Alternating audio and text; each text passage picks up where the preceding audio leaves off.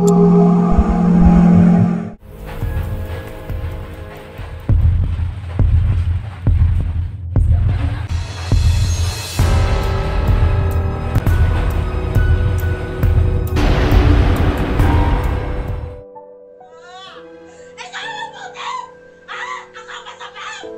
di ako masaya? Parang pare-pareho lahat ng araw. Parang walang katapusang paulit-ulit. Nakakatamad, nakakapagod, nakakasawa na. Masaya naman noon. Tawanan, kulitan.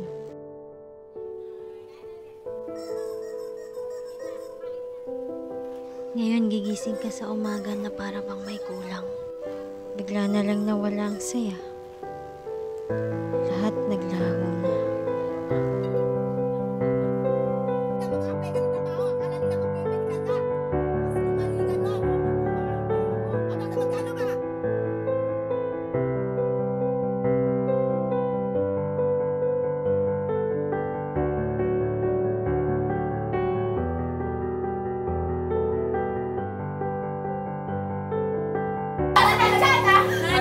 Kasama ka dun sa mga lalaki mo? E di sumama kayo doon, magsilayas kayo. Magsilayas kayo dito. Wala kang bibigyan! Huwag mo kayuhan dito, Nay! Ano, sasama ka dun sa nanay mo? Porque lasinggo ako? Ay, tama na!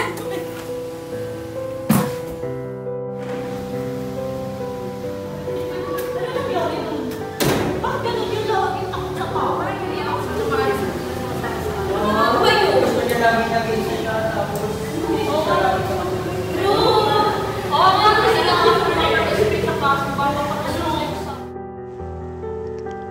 Lahat sila nakatingin sa'yo. Pinag-uusapan ka. At may mga sinasabing hindi maganda. Lahat sila kalaban mo. Wala kang mapagkakatiwalaan dahil ayaw nila sa'yo. Sa lahat ng bagay, mali ako. Walang gustong makinig. Most people did not notice that we are going through a lot of things. They think you are okay externally. But deep inside, ang dami mong gustong sabihin. Ang dami mong problema. Pakiramdam ko palagi ako mag-isa.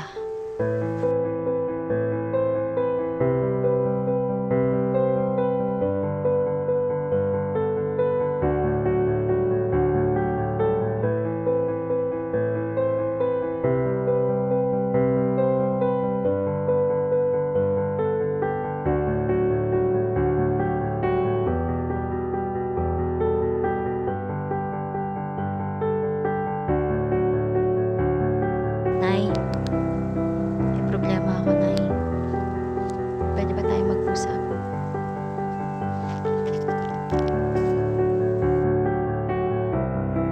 Ano na naman ang problema? Nakakapagod na. Puro na lang problema. Parehas kayo ng tatay mo. Magulang, sila dapat yung unang matatakbuhan kapag may problema ka. Ginawa ko ang lahat para maging mabuting anak sa paningin niyo. Pero bakit ganun? Parang wala pa rin akong ginawang tama.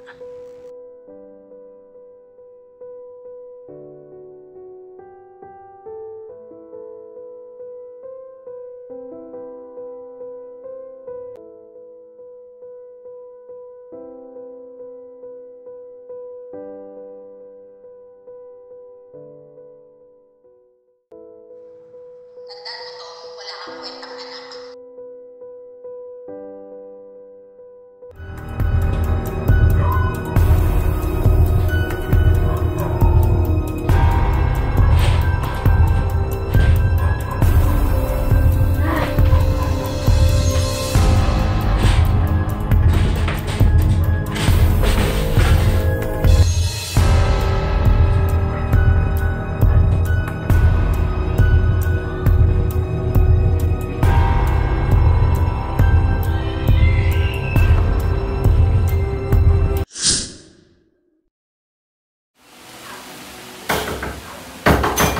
Hoy, Ne! Yung pinto!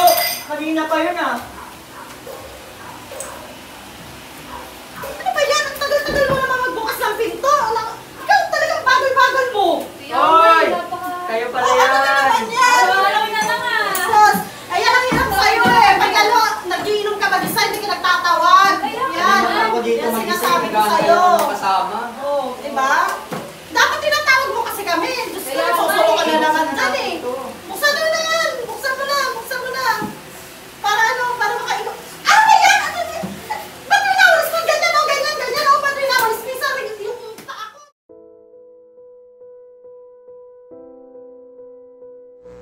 Wala na akong ginawang tama. Lahat ng kilos ko, lahat ng gagawin ko, puro mali sa paningin nila.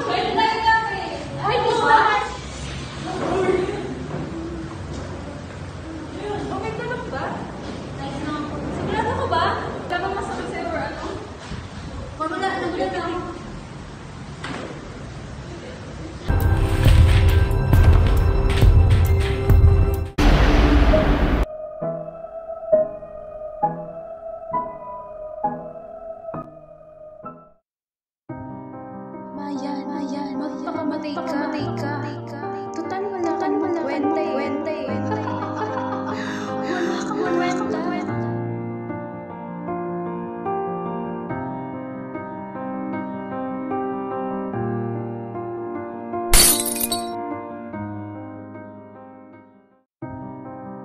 Sige, ituloy mo. Diyan ka magiging masaya. Total, wala ka namang kwenta, di ba? Sabi ng nanay mo. Ituloy mo, diyan ka magiging malaya. Gawin mo na yan. Lahat naman ng tao may ayaw sa'yo at para hindi ka na rin mahirapan pa. Wala nang nagmamahal sa'yo. Iniwan ka na nilang lahat.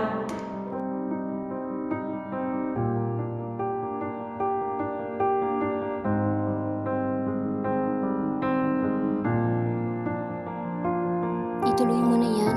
Wala nang makakaalala sa'yo eh.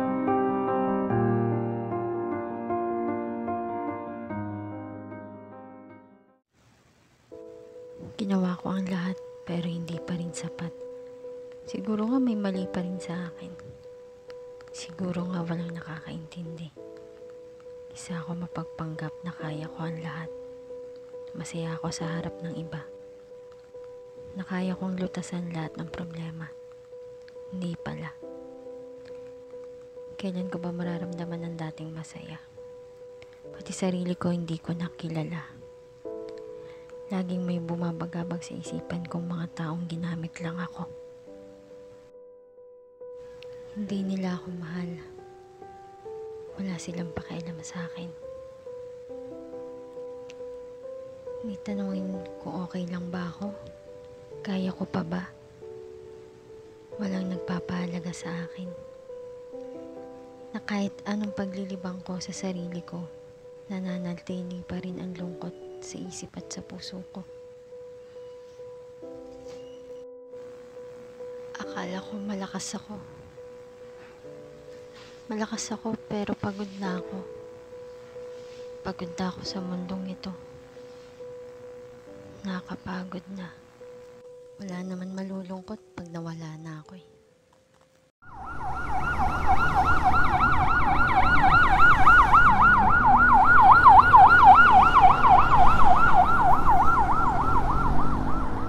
It depends on your opinion. Paano ka? Sige.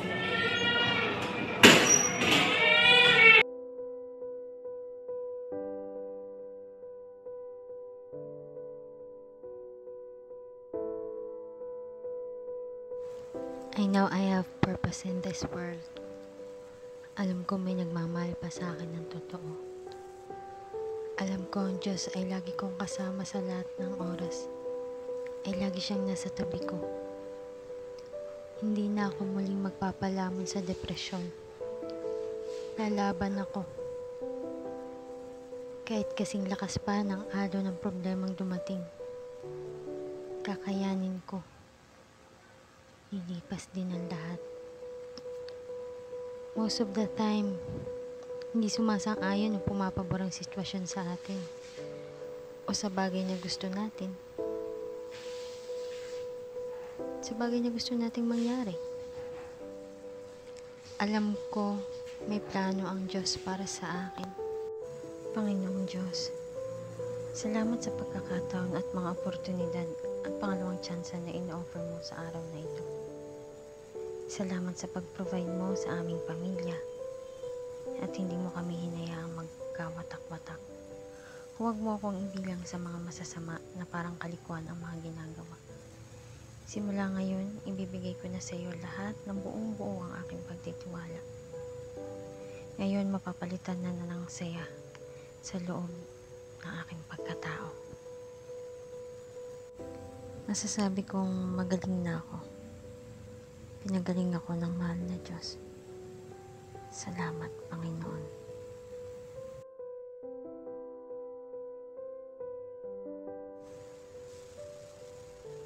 Makalipas ang halos 2 taon, kami muli nagsama-sama ng aking pamilya.